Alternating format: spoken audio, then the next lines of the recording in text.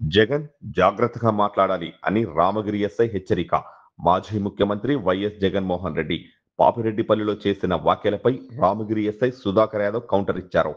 జగన్ పోలీసులను బట్టలు ఊడిదీసి కొడతా అన్నాం. యూనిఫామ్ నువ్విస్తే వేసుకునేది కాదు, ఎవడో వచ్చి ఊడిదీస్తా అంటే ఇది అరటితొక్క కాదు. మేము నిజాయితీగా ప్రజల కోసం పని చేస్తాం, నిజాయితీగా చేస్తాం, జాగ్రత్తగా మాట్లాడు అంటూ హెచ్చరించిన వీడియో ప్రెజెంట్ సోషల్ మీడియాలో వైరల్ అవుతుంది.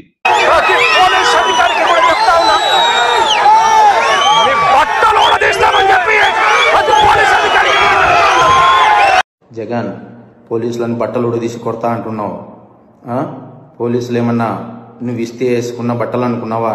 కష్టపడి చదివి రన్నింగ్ రేసుల్లో ఎగ్జామ్స్లో పాస్ అయి ఎన్నో వేల మంది పోటీ పరీక్షల్లో నెగ్గి వేసుకున్న యూనిఫామ్ ఇది.